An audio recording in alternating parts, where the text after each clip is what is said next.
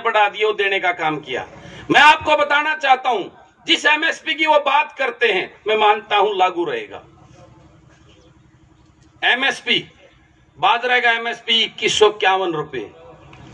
आज मंडी में बाजरा 1200 रुपए में पिटता अंडा है कि नहीं अंडता। धान का एमएसपी 1888 रुपए। आज 1400 और 1500 रुपए में जो है ना धान पिटता अंडा है, मजबूरी में, क्योंकि वो कई दिन राख नहीं सकते, वो काला हो जाएगा, और मजबूरी में किसान उसको बेच रहा है। आपने दीवा नहीं कटे कैथल में जीनता आगे धान आ चुका है मंडी के अंदर, और रोज वहां किसान 1400 और 1500 रुपए में बेचने पे मजबूर है। आज गेहूं 1400 और 1500 रुपए में पिटता अंडा है मंडिया में, एमएसपी 1975 रुपये। तो हमें एमएसपी कागज में नहीं चाहिए, हमें एमएसपी चाहिए किसान की फसल एमएसपी पे बिक्री हो। यही तो चाहता है किसान। अब इस 3 अध्यादेश में एक लाइन जोड़ दो, अब जो एमएसपी सरकार घोषित करती है उस एमएसपी पे किसान की फसल बिकनी चाहिए। अगर कोई व्यापारी या पूंजीपति उसको कम दाम में खरीदता है तो उसको अपराध की श्रेणी में लेकर उस पे केस दर्ज होना चाहिए। ये कानून बना के उसमें डाल दो। यही तो मांग रहा है मेरा किसान आज सड़कों पे खड़ा होकर। मेरा किसान यही तो मांग रहा है।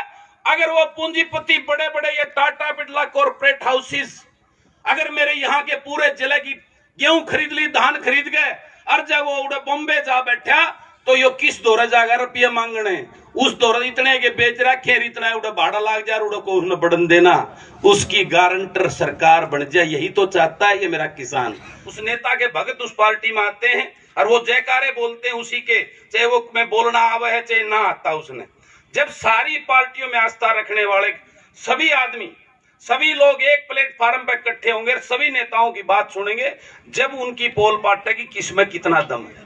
और इस आयोजन के लिए मैं पूरी टीम को बार बार मैं बहुत धन्यवाद करता हूं। और एक नई सोच आज इस भाई अभिमन्यु की इनकी पूरी टीम ने जो इस बड़ौदा में दी है, और मैं बार बार कहता हूं कि बड़ौदा हल्का को आज एक ऐसा मौका भगवान ने दिया है कि पूरे हरियाणा प्रदेश के लिए आप एक नई सोच बन के निकल सकते हो। ये आपको भगवान ने मौका दिया, इसको चूकना मत। आज मेरे से पहले इस अध्यादेश पे सभी पार्टियों के, मेरे ख्याल भारतीय जनता पार्टी को छोड़ के सारे नेता आ चुके हैं जो मैंने पता कराया है, और सभी ने विस्तार से इन तीनों काले अध्यादेशों के बारे में आपको मोटे रूप से एक एक बात बता दी होगी। और भाई अभिमन्यु तो इसके ऊपर बहुत लंबी रिसर्च, मैं इनका पीछे भी जो इनके इंटरव्यूज आते थे मैं देखता था, मैं इनसे बड़ा प्रभावित था, और मैं खुद इनसे मिलना भी चाह रहा था। ये सहयोगवंश इस कार्यक्रम के बदौलत ही इनसे मेरा मिलना हुआ। तो मैं आप सबको 2-4 बात ही अपनी देशी उसमें बताना चाहता हूं। आपका कोई सवाल मेरे से हो तो पहले आप वो सवाल मेरे से कर सकते हैं।